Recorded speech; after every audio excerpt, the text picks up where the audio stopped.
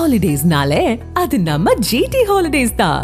GT holidays, South India's #1 travel brand. You know you are special when you're with GT Holidays. செண்பகாத்தோப்பு அணை ஷட்டரின் valve பழுது காரணமாக அணையில் நீர்த்தேக்க முடியாததால் அணைக்கு வரும் நீர் வெளியேறி வருகிறது. வால்வை சீரமைத்து நீரை சேமிக்க விவசாயிகள் கோரிக்கை விடுத்துள்ளனர். இதுகுறித்து எமது செய்தியாளர் பிரகாஷ் வழங்கிய தகவல்களை காண்போம். திருவண்ணாமலை மாவட்டத்தினுடைய இரண்டாவது முக்கிய நீர்த்தேக்க அணையாக விளங்கி வருவது போலூர் செண்பகத்தோப்பு அணை. 62 அடி உயரம் கொண்ட இந்த செண்பகத்தோப்பு அணையின் மூலம் தற்போது திருவண்ணாமலை மாவட்டத்தில் உள்ள போலூர், ஆரணி, செய்யார், சேத்துப்பட்டு, ஆற்காடு மற்றும் விழுப்புரம் ஆகிய மாவட்டங்களைச் சேர்ந்த 8500 ஏக்கர் விவசாய நிலங்கள் இந்த அணை நீர் மூலம் பாசன வசதி பெற்று வருகின்றன.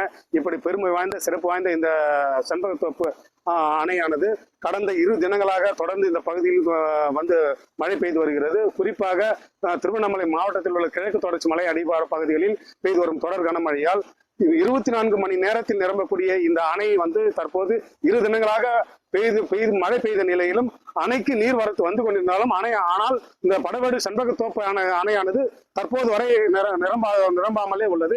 இதற்கு காரணம் என்ன என்று பார்த்தால், அணைக்கு 350 கன அடி நீர் வந்து கொண்டிருக்கிறது. ஆனால் அணையில் நீர் தேக்க முடியாததுக்கு காரணம் என்னவென்று பார்த்தால், உபரி நீர் செல்லும் இந்த மதகனுடைய ஷட்டருடைய லதர் பழுது அடைந்துள்ளது என்பது காரணம் என தெரிய வந்துள்ளது.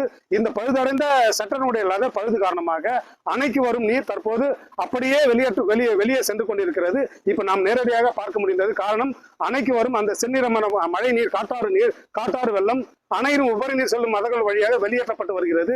இதற்கு காரணம் என்னவென்று பார்த்தால், அது மதகனுடைய லதர் பழுதடைந்துள்ளது. எனவே பழுதடைந்த லதரை மாற்ற நீர்வளத்துறை அதிகாரிகள் விரைந்து நடவடிக்கை எடுக்க வேண்டும். அணையில் தற்போது நீரை தேக்க நீர்வளத்துறை அதிகாரிகள் விரைந்து நடவடிக்கை எடுக்கப்பட வேண்டும்.